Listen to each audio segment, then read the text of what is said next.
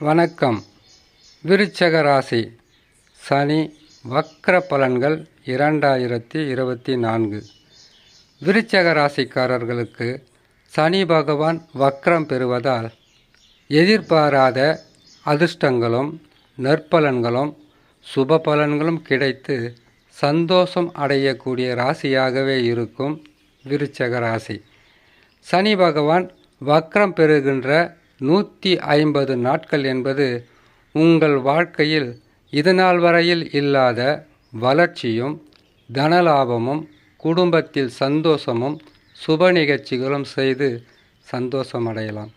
சனி பகவான் வக்ரம் பெறுகின்ற நாட்களாக 19/6/2024 தமிழ் மாதத்தில் ஆனி மாதம் 5ஆம் தேதி பகல் 3:12 சனி பகவான் வக்ரம் அடைவார்.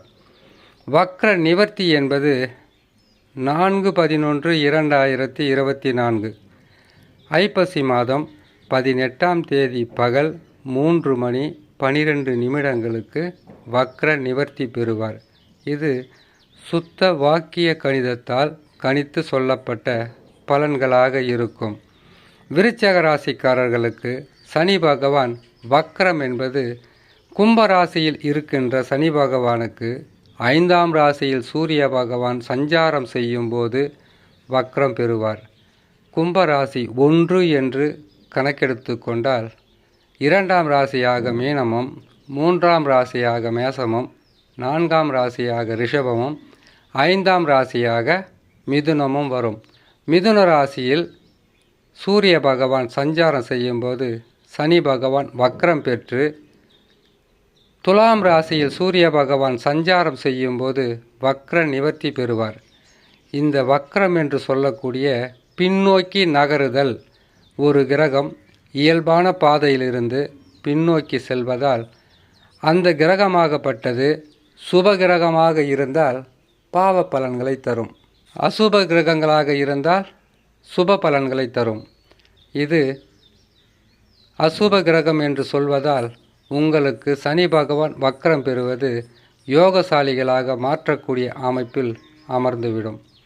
சனி பகவான் வக்ரம் பெற்றால் சில ராசிகளுக்கு நற்பலன்களும் சில ராசிகளுக்கு அதிகப்படியான துன்பங்களும் கஷ்டங்களும் கொடுத்து விடுவார் என்பது உண்மை. 150 நாட்கள் தானே, அதுக்குள்ளே போய் என்ன ஆயிடு போகுது அப்படி என்று நினைக்காமல் சிறிதளவு லாபங்களும் சிறிதளவு நற்பலன்களும் கிடைத்தாலும் அது நம் வாழ்க்கையில் மிகவும் முக்கியமானதாக இருக்கும். விருச்சக ராசிக்காரர்களுக்கு குரு பகவான் 7ஆம் ராசியில் அமர்ந்திருப்பது, கேது பகவான் 11ஆம் இடத்தில் இருப்பது, ராகு பகவான் 5ஆம் இடத்தில் இருப்பது, இந்த நேரத்தில் சனி பகவான் வக்ரம் பெறுவது மிகப்பெரிய ஒரு நற்பலன்களாக இருக்கும். செய்யும் தொழிலில் வளர்ச்சி என்பது அதிகமாக இருந்து அதன் மூலியமாக உங்களுக்கு திடீர் தனலாபங்கள் கிடைப்பது, வியாபாரத்தில் வெற்றிகளை பெறுவது, கொடுக்கல் வாங்கலில் இதனால் வரையில் தடைகளும் தாமதங்களும் இருந்திருந்தால் தடையற்ற நற்பலன்களை பெறக்கூடும் இந்த விருச்சக ராசி. விருச்சக ராசி என்பதே பொறுமையும் நிதானமும் தன்னம்பிக்கையும் நிறைந்த ராசி. யாரிடமாவது பிரச்சனைகள் என்று சொல்லாமல் தன் மனதுக்குள்ளே வைத்துக்கொண்டு அனைத்து வகையான நற்பலன்களாக இருந்தாலும் கெடு பலன்களாக இருந்தாலும் பெருசாக அதை பற்றி பேசி கஷ்டப்பட மாட்டாங்க. கஷ்டமே இருந்தாலும் பார்த்துக்கலாம் போன்னு சொல்லக்கூடிய ஒரு ராசி தான் இந்த ராசிக்காரர்களுக்கு. நற்பலன்கள் என்பது அளவுக்கு அதிகமாகவே சனி பகவான் வக்ரம் பெற்றால் கொடுத்து விடுவார். இந்த சனி பகவான் வக்ரம் பெற்றால் 3ஆம் இடத்தின் தன்மையை உங்களுக்கு நற்பலன்களை தரக்கூடும். இத்தனை நாளாக அர்த்தாஷ்டம சனியாக அமர்த்து கொண்டு கெடு பலன்களும் கஷ்ட பலன்களும் வீணான அலைச்சலும் உடலில் சில பிரச்சனைகளும் கொடுத்து வந்த சனி பகவான் இனிமேல் உங்களுக்கு நற்பலன்களை கொடுப்பார். அர்த்தாஷ்டம சனி என்றாலே அஷ்டம சனியில் பாதி.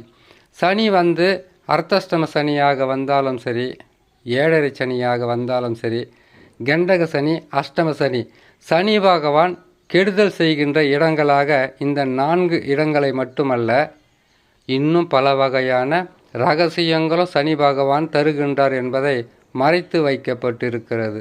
சனி பகவான் எந்த இடங்களில் அமர்ந்தாலும் நற்பலன்களை செய்ய மாட்டார். ஆனால் இந்த ராசிக்காரர்களுக்கு கெட்டவன் கெட்டிடில் கிட்டிடும் ராஜயோகம் என்று வருவதால் விருச்சக ராசியில் பகை பெற்று அமர்ந்திருக்கக்கூடிய சனி பகவான் உங்கள் ராசியில் பகையாக இருக்கும் சனி பகவானுக்கு. அப்படி பகையாக இருக்கக்கூடிய சனி பகவான் வக்ரம் பெறுவதால் சுபத்தன்மை வாய்ந்து நற்பலன்களை தந்து விடுவார்.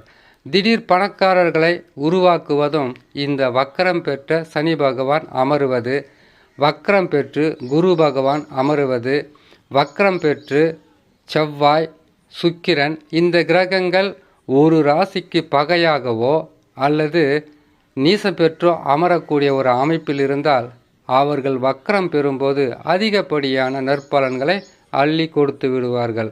இந்த நேரத்தில் விருச்சக ராசிக்காரர்களுக்கு தடையில்லாத நற்பலன்களும் அதிகப்படியான சுப பலன்களும் தரக்கூடிய அமைப்பில் சனி பகவான் வக்ரம் என்பது இருக்கும் என்று சொல்லி இன்னொரு நல்ல பதிவில் உங்களை நான் சந்திக்கிறேன். நன்றி, வணக்கம்.